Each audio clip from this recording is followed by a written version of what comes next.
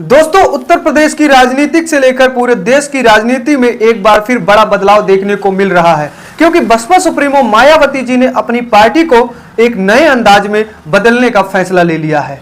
मायावती जी पुराने ढांचे से निकलकर अपनी पार्टी को नए सेक्टर आधारित मॉडल पर काम करना शुरू कर दी है। अब उत्तर प्रदेश से लेकर पूरे देश की राजनीतिक में मायावती जी को मानने वाले यही सवाल कर रहे हैं, यही अपने मन में विचार रख रहे हैं कि मायावती जी को आखिर में नए मॉडल में पुराने ढांचे से निकल करके नए में आने की आवश्यकता क्यों पड़ी। क्या इससे बहुजन समाज पार्टी को बड़ा फायदा होगा, प्रदेश से लेकर पूरे देश की राजनीतिक में बड़ा बदलाव होगा? तो आइए साथियों, हम इसी पर चर्चा करते हैं कि आखिर में मायावती जी को ये आवश्यकता क्यों पड़ी, पुराने ढांचे से निकल करके नए ढांचे में, वो भी सेक्टर आधारित मॉडल पर काम करने की जरूरत क्यों पड़ी। दरअसल साथियों, बसपा ने पार्टी को अलग अलग सेक्टर में बांट करके एक बड़ा फैसला इसलिए लिया है क्योंकि इससे बसपा का मानना है कि हर क्षेत्र में, हर वर्ग पर, हर बूथ पर इस तरह से अगर हम सेक्टर में बांट देंगे तो हमारा फायदा होगा, हम वहां तक पहुंच बना लेंगे, हर गरीब वर्ग तक पहुंच जाएंगे, हर बूथ तक पहुंच जाएंगे। और मायावती जी इस फैसले को सबसे अहम मान रही हैं, क्योंकि मायावती जी का मानना है कि इसी मॉडल पर, इसी रणनीति पर बसपा के नायक कांसीराम चलते थे। ये जो फार्मूला है, ये नया फार्मूला नहीं है, ये फार्मूला पुराना है। ये कांसीराम, बसपा के जो नायक कांसीराम थे, उनके द्वारा ये फार्मूला बनाया गया था। सेक्टर में, देश को कई सेक्टरों में बांटने वाली फार्मूला कांसीराम का मानना था कि इस तरह से अगर हम सेक्टर में बांटेंगे तो हर क्षेत्र पर, हर बूथ पर हम पहुंच जाएंगे, जो कि उसी पुरानी मॉडल को फिर मायावती जी लागू करने जा रही हैं अपने देश में। तो चलिए साथियों, अब बात करते हैं कि मायावती जी आखिर में देश को कितने सेक्टरों में बांटा और किस सेक्टर को किसे जिम्मेदारी दी है। साथियों, देश को मायावती जी ने 8 सेक्टरों में बांटा है, यानी कि अपने पार्टी को 8 सेक्टरों में देश को बांट दिया है। पहली सेक्टर की मैं बात करूं तो इस सेक्टर के प्रभारी को बनाया गया है अशोक सिद्धार्थ को। अशोक सिद्धार्थ को आप लोग अगर बसपा के बारे में अच्छे से गहराई से जानते होंगे तो अशोक सिद्धार्थ के बारे में जरूर जानते होंगे। अशोक सिद्धार्थ जो इस समय बसपा के सेकंड कोऑर्डिनेटर आकाश आनंद है, उनके ससुर जी हैं। इनकी राजनीतिक में, भारतीय राजनीतिक में बहुत ज्यादा पकड़ है और बसपा ने इसी पर खेलते हुए इनको जो है सेक्टर 1 का प्रभारी बनाया। और सेक्टर 1 में किस किस राज्य को रखा है मैं आपको बताऊं साथियों। सेक्टर 1 में दिल्ली, गुजरात, छत्तीसगढ़, केरल, इन राज्यों को सेक्टर 1 में बांटकर मायावती जी ने रखा है, जिसका प्रभारी स्वयं अशोक सिद्धार्थ को बनाया गया है। अशोक सिद्धार्थ का इन राज्यों में जो है काफी ज्यादा पकड़ है और लोग यहाँ पर जो बहुजन समाज को जो मानते हैं, यानी कि बहुजन समाज पार्टी को जो लोग मानते हैं, वो अशोक सिद्धार्थ को कहीं ना कहीं जानते हैं। इसलिए मायावती जी ने सेक्टर 1 का प्रभारी अशोक सिद्धार्थ को बनाया है। वहीं सेक्टर 2 की मैं बात करूं, जिसका प्रभारी रामजी गौतम है। वही रामजी गौतम जो राज्यसभा सांसद बसपा के हैं, हालांकि इनका कार्यकाल खत्म हो गया है। रामजी गौतम का राज्यसभा से जो कार्यकाल था इनका 2026 में खत्म हो गया, जिसके बाद मायावती जी ने इन्हें सेक्टर 2 का प्रभारी बनाया है। और सेक्टर 2 में राज्य की मैं बात करूं तो सेक्टर 2 में महाराष्ट्र, कर्नाटक, तमिलनाडु, यानी कि साउथ में जो है रामजी गौतम को जो है पार्टी ने किया है। सेक्टर 2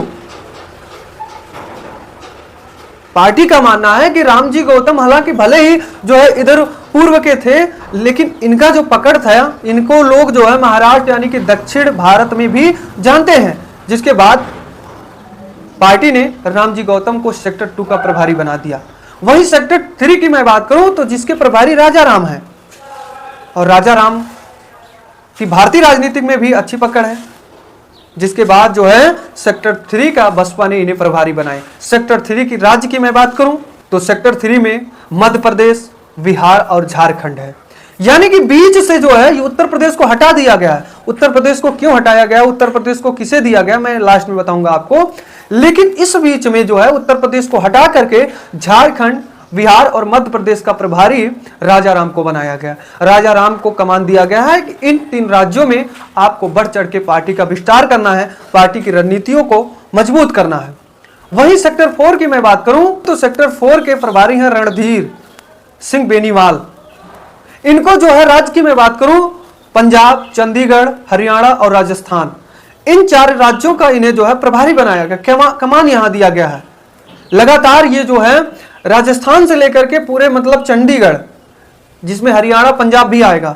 इन राज्यों पर इनका लगातार जो है राजनीतिक सक्रियता बहुत तेज है, जिसके बाद बसपा ने इन्हें यहाँ का कार्यभार दिया है कि आप जो है यहाँ का जो है प्रभारी हैं, सेक्टर प्रभारी हैं, आप इन राज्यों में पार्टी को मजबूत करिए।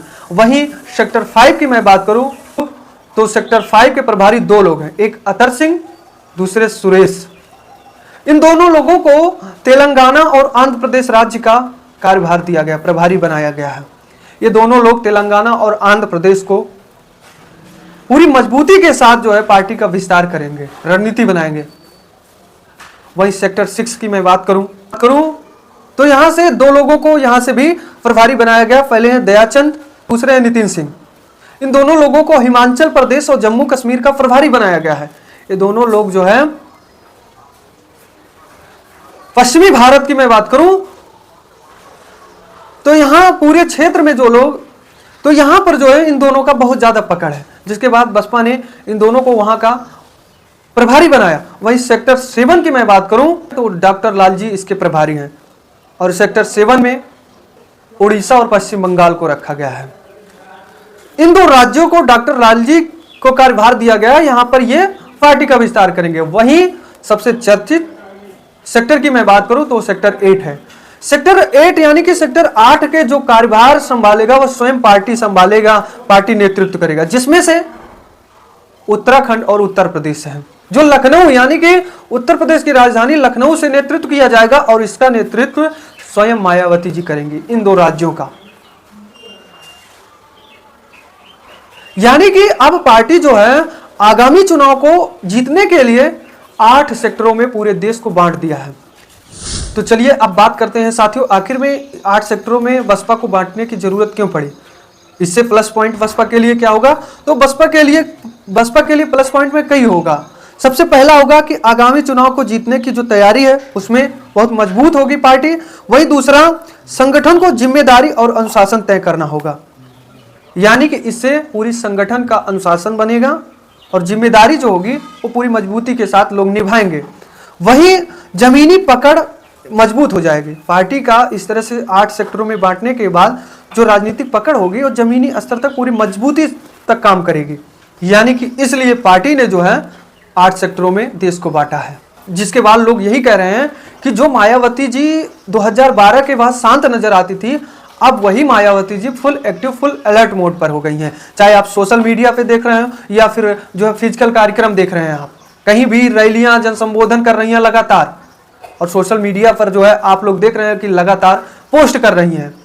जिस तरह से अन्य पार्टी के नेता करते थे उसी तरह से मायावती जी भी आगामी चुनाव को देखते हुए फुल एक्टिव हो गई हैं। अब देखना आगे ये होगा, क्या मायावती जी का जो ये रणनीति है देश को 8 सेक्टरों में बांटने की, क्या वो 2027 के चुनाव में कारगर होगा? क्या 27 के चुनाव में कुर्सी तक पार्टी को पहुंचा पाएगा? ऐसे में चुनाव के बाद जब रिजल्ट आएगा तब देखने को मिलेगा। लेकिन इस पर आप लोग क्या कहेंगे कमेंट में जरूर लिखिए।